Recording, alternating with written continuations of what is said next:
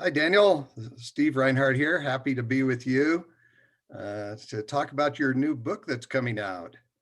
Uh, I'm pretty excited to get to read it. And I know it has a little bit to do with cancer, living and dying, but I'd love to hear, a brief overview. What's it about? And, maybe what inspired you to write a book on this topic? Oh, thanks, Dave. Looking forward to chatting with you about a topic near and dear to both of our hearts. I was diagnosed with bladder cancer about 8 years ago and was quite shocked with that diagnosis. I was notoriously healthy up till that point in my life. When I was growing up, my siblings would get the seasonal flu and get colds and get measles and things like that. But none of that seemed to touch me. So I grew up with this sense of being invulnerable to illness. And when the first oncologist I worked with said, well, we won't know for sure until we do surgery, but there's a 99 point something percent chance that you have cancer. I immediately denied that fact and told myself and him there must be some mistake, not me. So that was the starting point of my cancer journey. And over the last 8 years, I've had a number of surgeries, treatments, and am in ongoing care with my oncologist, Donald Lamb in Phoenix, Arizona. So the book is the story of moving from that first moment through this current moment and some of what I've experienced and learned along that way. Yeah, I'm right there with you, having been healthy for 62 years and then have someone tell me that. And I did the exact same thing. I couldn't stop chuckling as you were saying is like, well, there must be some mistake. The test must be wrong. Yeah, the doctors must have missed it. So that's, and sadly, no, they were right. So, you've been on this journey a lot longer than I have, more than 8 years, actually. And I'm wondering, when was it you first come in touch with cancer in your life? My two grandmothers were both cancer patients. My dad's mom died a cancer death 2 years after I was born. And my mom's mom was a breast cancer patient. And that illness contributed to her death.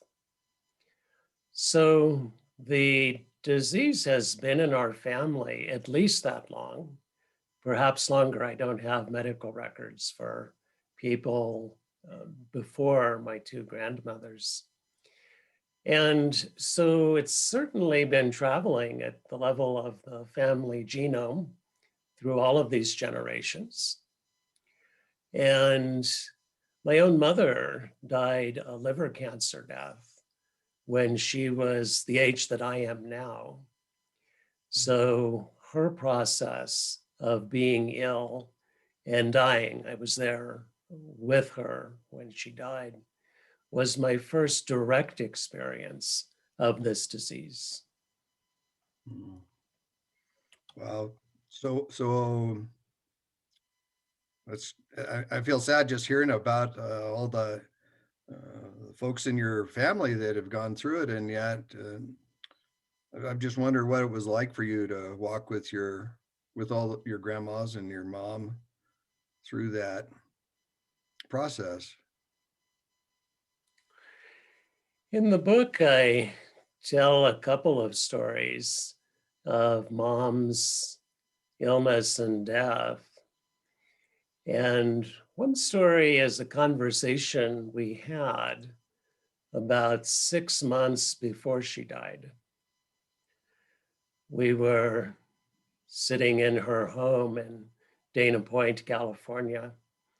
And rather out of the blue, she said to me, "Cancer is the best thing that ever happened to me." So at the time, I didn't understand what she was saying. I considered her illness unmitigated catastrophe.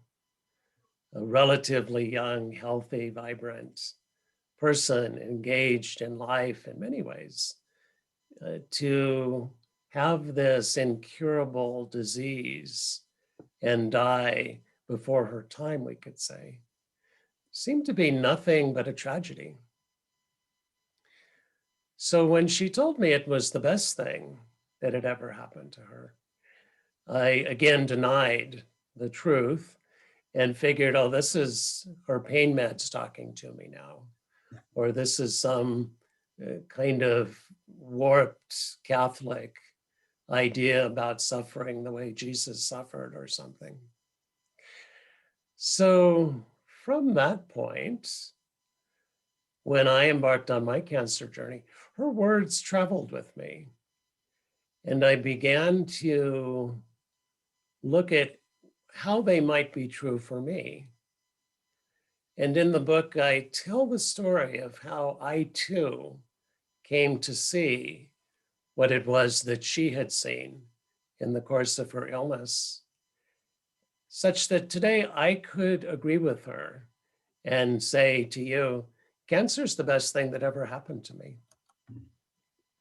Wow, that's surprising and pretty exciting, actually, because I think most of us would have the same take, that it's a disaster, because catastrophe, a tragedy to be diagnosed with cancer, and to move from feeling it as a tragedy to the best thing that could happen to you. I'm really excited to read your journey of what took place, and that shift in you. I really can't wait.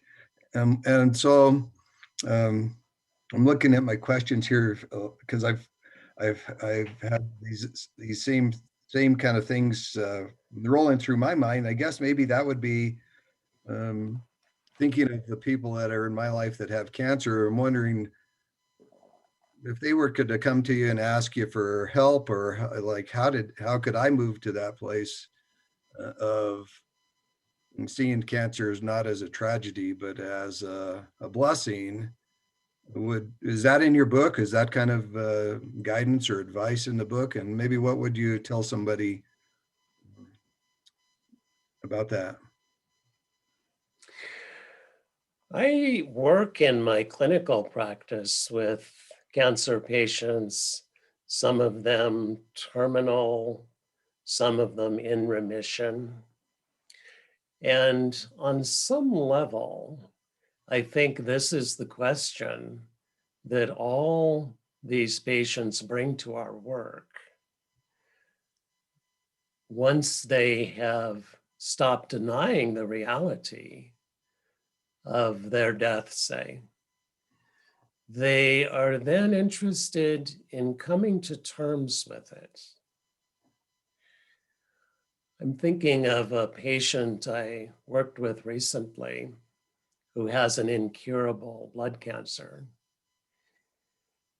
Her father died, I don't know if it was a cancer death, but he died when he was 41 and she was very young. And in our work together, she realized that his death had installed a belief in her at a subconscious level that death is a huge mistake. So this belief traveled with her. She's now in her 50s. And when she was diagnosed, that triggered the belief. And she had a cascade of negative, panicky, despairing thoughts, underneath which was the realization, I am now making a huge mistake. So I did something a little unusual in our work together, which was I told her the story of my mom's death, which my mom and I both now understand was a great triumph. And my patient immediately responded to that new belief. She just needed to hear it to realize, oh, that's right. Death is not a huge mistake. It's as natural as birth. And just as a birth is a great triumph for the human being, the human spirit, so is death. And with that reset of her belief, those negative thoughts stopped coming up. The panic stopped coming up. And she is now relaxing into the reality that is her living and dying. I like how you said that. Now she's come to believe death's not a huge mistake, but a triumph. That's beautiful, and it's natural as birth. That's beautiful, and relaxing into the reality. I like how you said that. So as you were writing the book and experiencing traveling this road of life and death with your clients and family, I'm wondering, was there a part of it that was difficult for you to maybe explore or write? I think the entire book has been challenging at a number of different levels. One is revisiting the process of cancer in my family and my own experience of it. Those feelings of sadness and fear, grief that travel with us on this road were feelings that I re-experienced as I wrote about my family's experience. I also wanted to cast the net wide and talk not just about our individual experience, but to talk about the political and social and environmental context in which life and death and illness and health arise. It seemed to me it would be very partial to simply talk about my experience of this disease. So I also talk about my experience of living in Heidelberg, Germany, about a 5-hour drive from Chernobyl, when Chernobyl blew. And I and my friends living under those clouds of radionuclides for months afterwards. Talk about what the research is now showing us about the presence of lead in the environment and the way in which developing countries with very low rates of organ cancer, when leaded gasoline is introduced, see spikes in those cancers, particularly in women. So, as with mental health, physical health is a big picture. It includes everything. And one of the challenges of writing the book was to acknowledge that complexity in language that people who aren't scientists or epidemiologists would be able to understand and take in. Yeah, that does sound challenging. And a kind of a global perspective and global problem. Uh, eh, I like that you recognize that we're all connected in that way, in all those ways, politically, social. The connections are actually physical. We actually affect one another by the decisions we make and the things we do. And always have. I'm really excited to read your book and tap into your experience and the challenge of recognizing those things. I'm glad to hear that's in the book. So I'm wondering also, as you've had the experience similar to some of your patients where uh, cancers reoccurred, and I've had that, and I'm curious, how has that experience been for you? And some of the folks that I rub elbows with, the recurrences actually seems like more shocking than the initial diagnosis, which is, like you said, shocking enough. I have an entire chapter of the book about my experience of recurrence. I've had a couple. Tumors in bladders are a bit like weeds in gardens.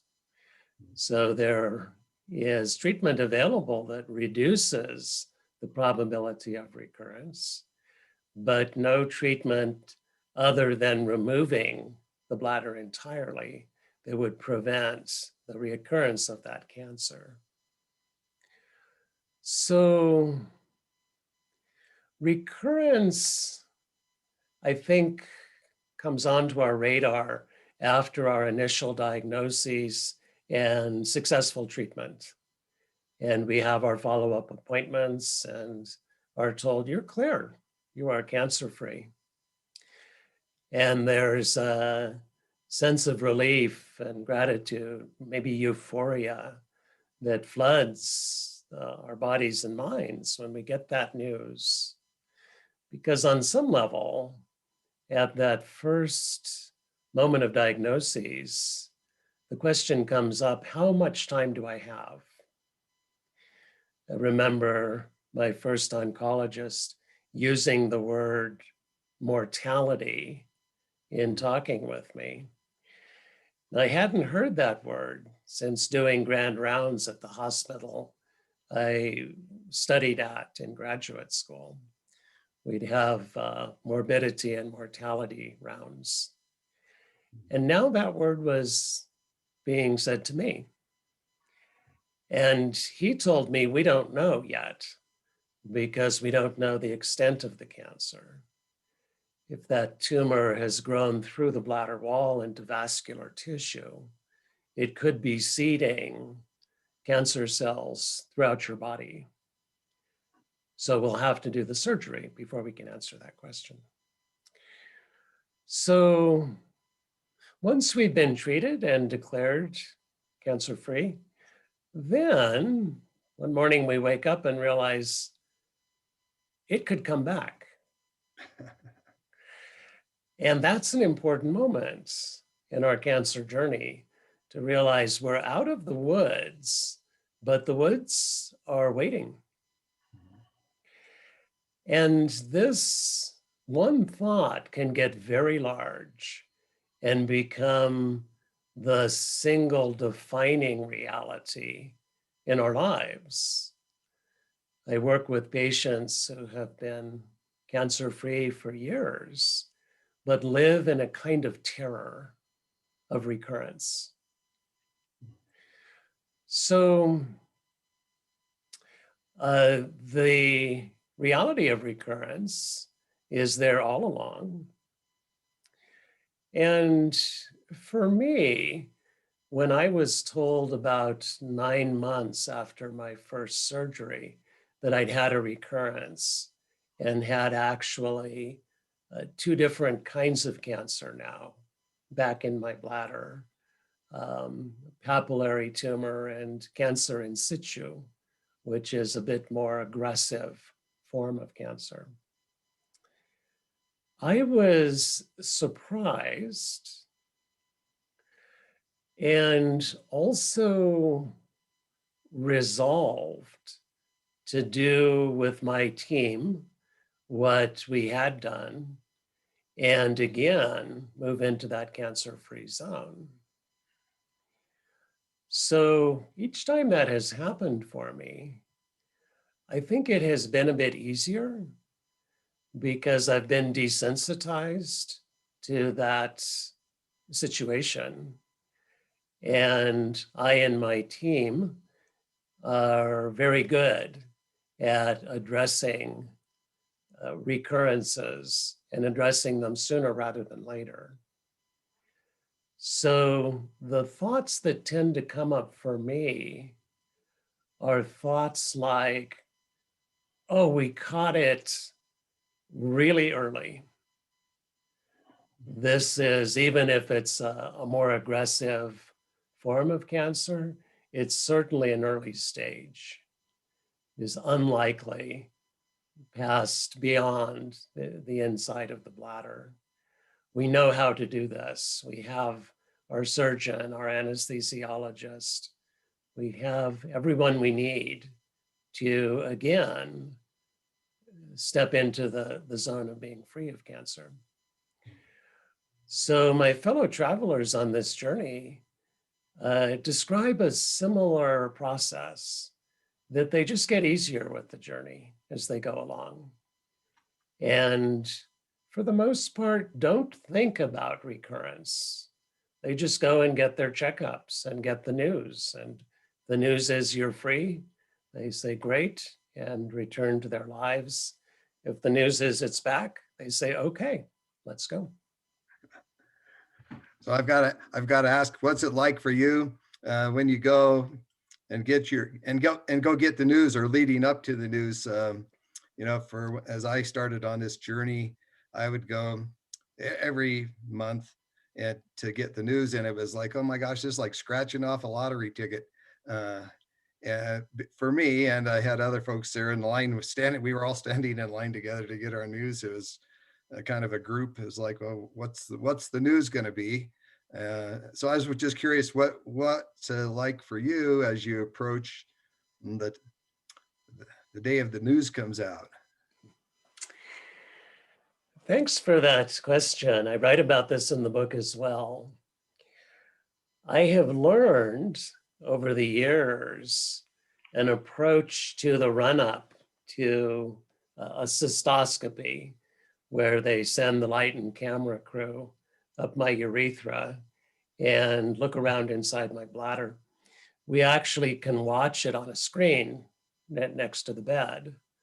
It's like flying a lunar lander over the moon's surface and seeing old craters, which were surgery sites, and hyperplasia, abnormal but non-cancerous cell growth, that kind of thing. So what I've learned is to spend that morning, say, doing something I want to do. Oftentimes it's working on some writing or a blog, or doing something meaningful that will engage my attention and keep me out of thought patterns in the direction of what will happen, because those thoughts don't add value to that morning, nor that afternoon, nor my life in the big picture. So I want to use my attention in an intentional way.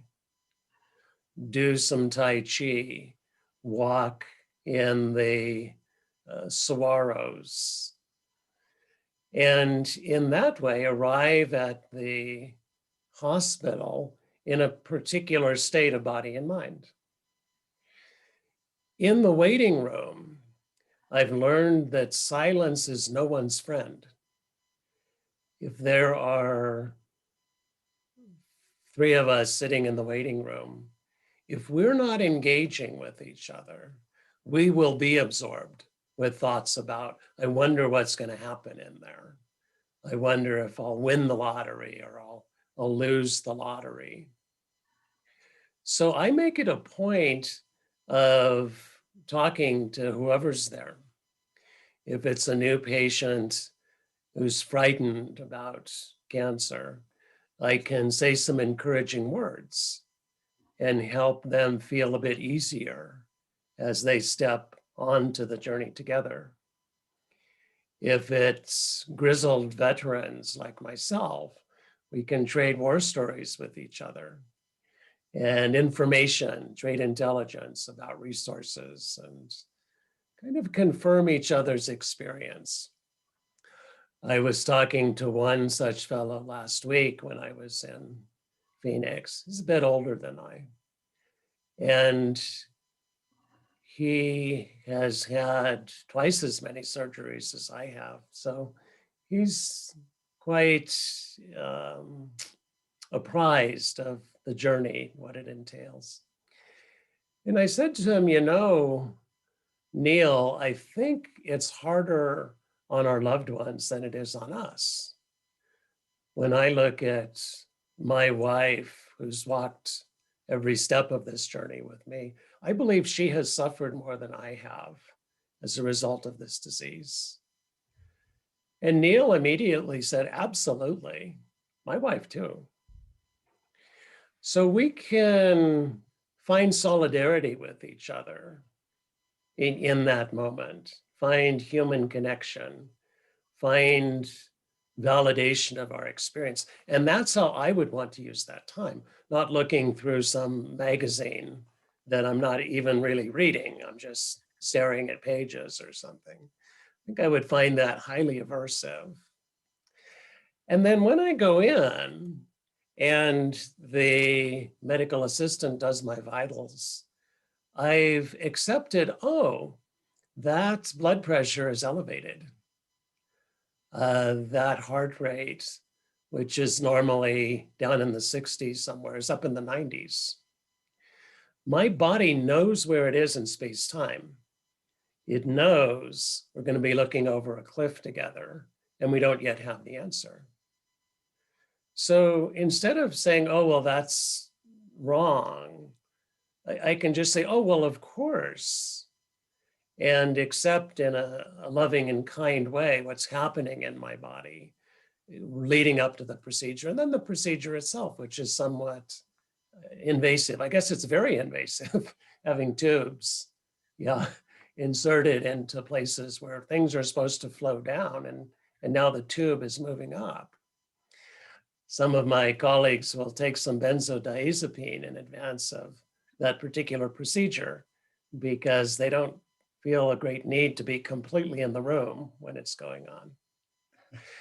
So I think at each step along the way, there's an opportunity to accept and connect with myself and with other people.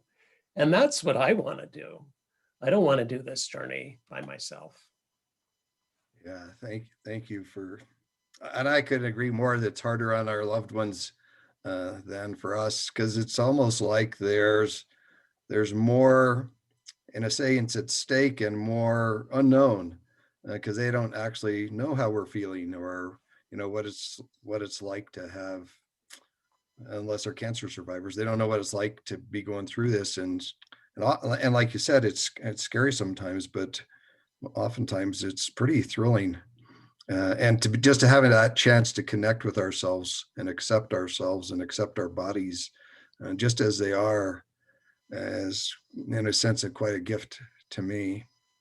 And so I'm wondering, as we're talking about your book, and I'm just getting more and more excited about reading it, I can't wait for it to come out. I'm wondering, what are your hopes for the readers of the book?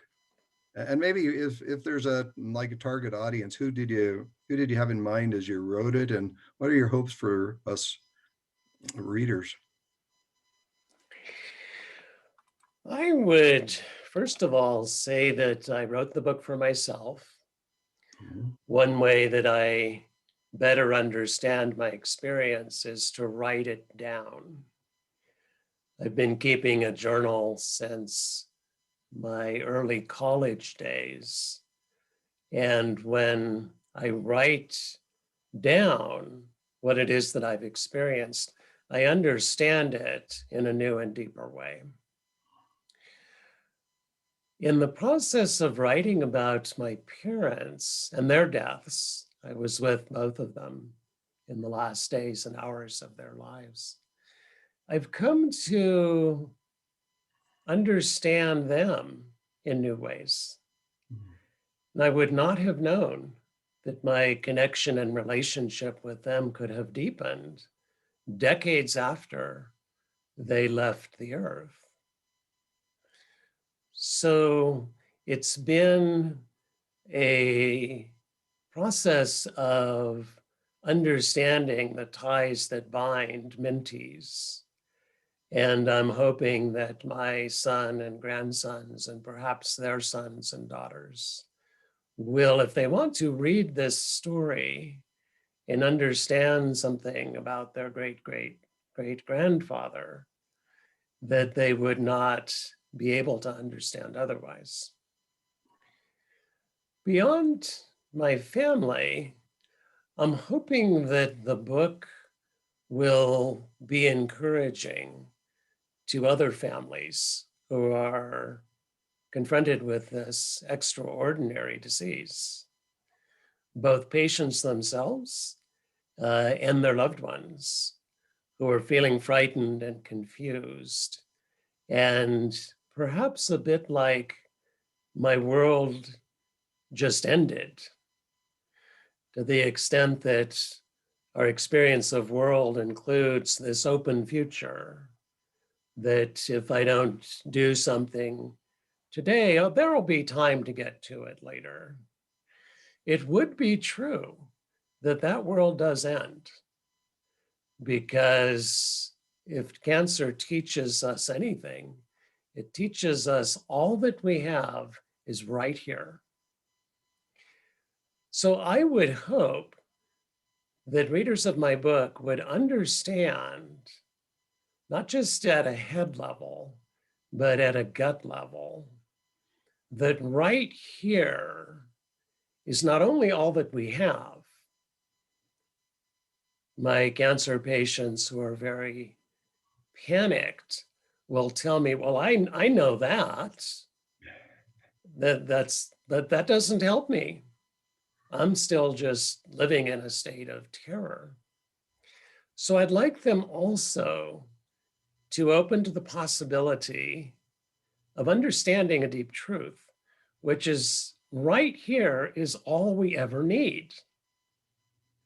There's nothing beyond this very experience of living and dying that we need to live and die well and happily, gratefully, and in loving connection with each other. So this is what my mom was pointing to. When she came to terms with her living and dying, she became free of living and dying. She didn't need to live. She didn't need to die. She didn't need health. She didn't need illness. She didn't need pain or the absence of pain. She lived and died a free woman. And that's what I'm in the process of doing, figuring out how to live and die a free man. And without this diagnosis, I don't know that I would ever have taken that up in the way that I have. Wow, I love what you said, and I love the idea of living and dying in that freedom of. I was waiting for you to like that. All we have is right here, and I was wondering, how are you going to follow that up? But all that we need is right here too. Has been my experience, although that goes in spurts and depending on the moment and what I'm thinking, telling myself. But it's definitely a place of peace and freedom to be able to do that, and to do it with other people like you, to be able to walk this journey of living and dying and experiencing it with each other. And since I've been walking the cancer journey, there's been quite a few people that have died around me, and so that's been a pretty intimate experience to walk with folks who are tired of walking up to the edge of the cliff every 30 days and wondering what's going to be on the other side, and met a woman, and she decided that she was going to stop treatment because she was comfortable with experiencing dying. And when she stopped the treatment, it was like a huge relief to her to be able to enter into the dying part of it. And so I really love what you're saying, that she didn't actually really need all the other stuff she was going through to have the freedom to live and die. Um, so I, One of the epitaphs for one of my chapters is something that one of my Zen teachers told me. He was 104 at the time and still very active, working, teaching, giving lectures.